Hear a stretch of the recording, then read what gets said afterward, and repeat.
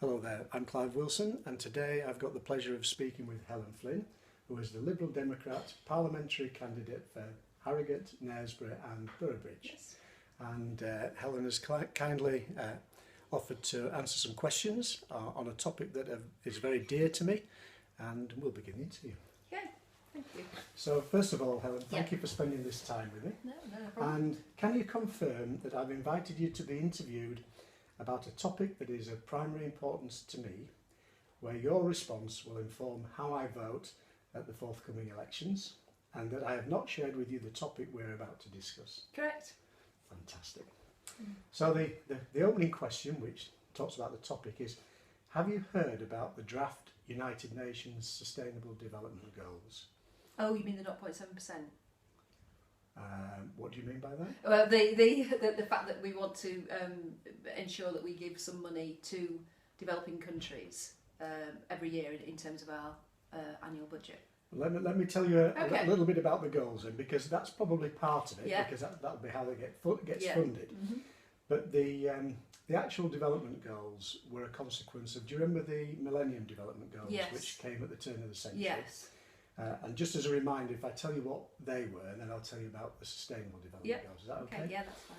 So the Millennium Development Goals were to eradicate extreme poverty and hunger, to achieve universal primary education, to promote gender equality and empower women, to reduce child mortality, to improve maternal health, to combat HIV/AIDS, malaria and other diseases, to ensure environmental sustainability, and to develop a global partnership for development.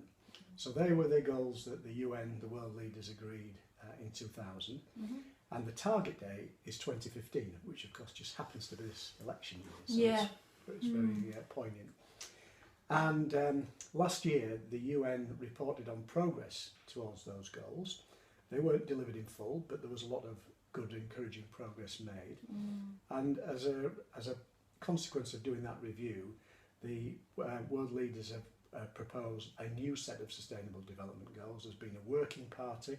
It hasn't received a great deal of publicity, but basically at Christmas a draft from the working party came out proposing 17 new sustainable development goals, or SDGs as they've become known. And would you like me to tell you what the 17 are at sort of headline level? Yeah, headline Just level. It'd be good to review yeah. anyway for the film.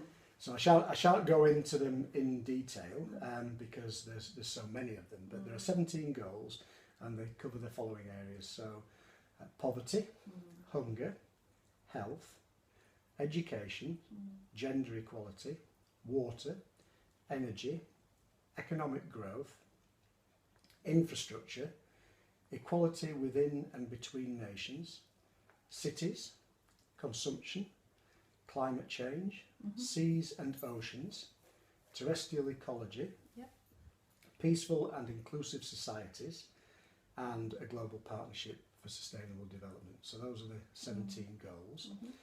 And I just wondered what you think about those as a set of goals. Obviously we haven't gone into the details on the targets and that sort of thing, but what do you think about them? Yeah, I mean that obviously is a very sensible set of goals. I mean, I'm very interested, as Liberal Democrats, you'll hopefully be aware that the kind of the founding one of the founding tenets behind liberal democracy is the meaningful layers of government in our society globally are the local and the international, which is, for instance, one of the reasons why we're so passionate about Europe and working very closely with Europe.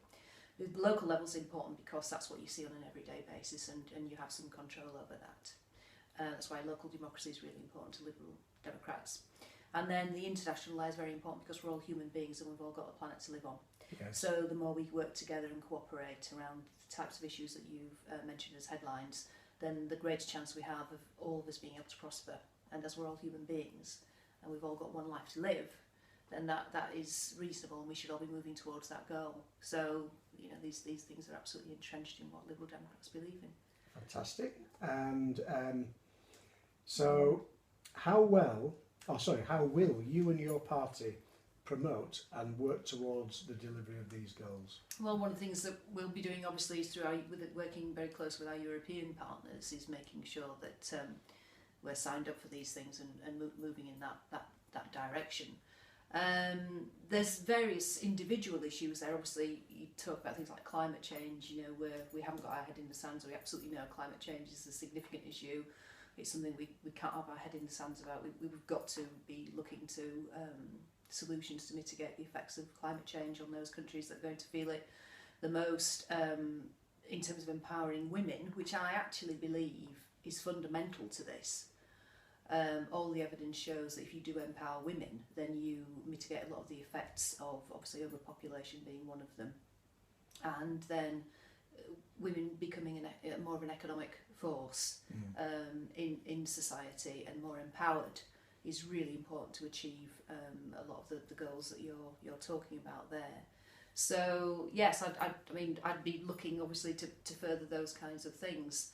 I mean, poverty in our own country disturbs me considerably, and it's one of the reasons why I'm very pleased in terms of our the Parliament we've just been involved in, that we've done things like the Pupil Premium, which is £5.5 billion just in this Parliament, that we spent on trying to kind of level the playing field between children from more disadvantaged backgrounds and their more advantaged peers, so that the idea being is if you close those gaps when children are young, then they're more able to participate fully in society as they get older.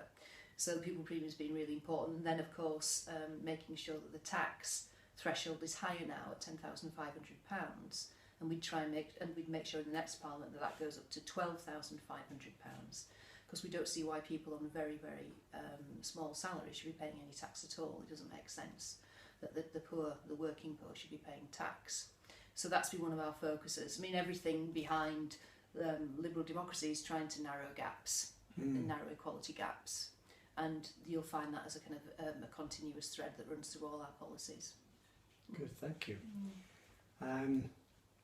Which of your policies, in part you've already answered some of this, Helen, but which of your policies in particular are aligned to these goals, and how will you take them forward? Do you want to say anything more? Well, obviously the Pupil Premium, what we're doing with the Pupil Premium, which has been a fabulous success, we're now actually getting evidence in to show us the difference it's made in schools. I mean, I'm Chair of Governors at Hookstone Chase Primary School in Harrogate, and we've seen the difference there, and my head teacher's really pleased with the extra money.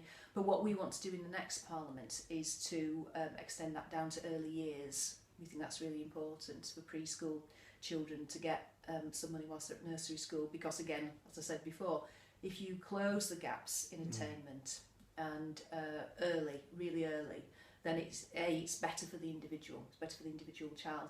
Actually, it's better for society as well overall, because if you have everyone kind of,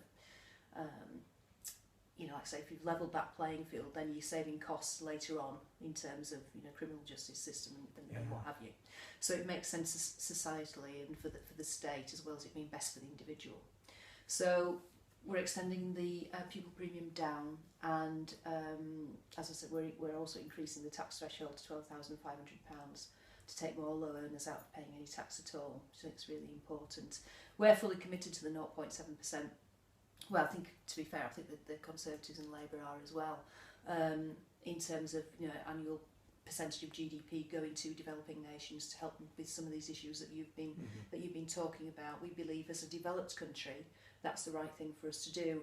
I know that people have issues, and I've come across this on the doorstep in Harrogate and Knaresborough, sometimes with where that money's directed, but I think that's more the implementation of the policy and how you make sure, in terms of bureaucracy, that it's going to the right places rather than the general thrust behind the policy itself, which I believe is right, to be giving 0.7% to areas which are you know, obviously much worse off than we are. So that has to be the right kind of thing to do. So we're committed to remaining signed up to that obligation. I mean, obviously climate change, you know, we're committed to renewables. We've done a lot in this Parliament. We set up the Green Investment Bank. It's the first time there's been such an organisation. £3 billion has gone into that to help support green infrastructure, particularly wind farms, offshore wind farms, tidal technology, that kind of thing. And yeah, we signed up to a number of other kind of climate change initiatives. So yes, I think we're doing our bit. We've always been a green party. We've always been we're a progressive party. So we want society to get better and to improve. Thank you. So yeah. Is there anything you would like to say to a voter who cares about the future of our world in these terms that might influence the way that I vote? I think what people cannot avoid now is that we live in a truly globalised world, and a lot of that has been because of changes in technology and the internet, which kind of links us all together. Now there are great benefits to living in a globalised world, but there are also issues that need to be addressed. To my mind, the sooner we do try and address these issues and work with partners to alleviate some of the problems that you've been talking about, then it will be a better place for us all to live. So I'd be trying to support policies that do help us move positively in the direction of what benefits there are in globalisation, because it is here to stay. We cannot afford at this moment in time to be xenophobic. It wouldn't be good for us, and it wouldn't be good for the world in general. So I'll be continuing to support, as I said at the beginning of the interview, policies which have an internationalist flavour to them, and which support strong local economies as well. Fabulous. Helen, thank you ever so much for your time. Yeah, no problem. I hope to see you around in Harrogate I'm someday. sure you will. Yeah. Thank you. Thanks a lot. Good. Well, that was Was that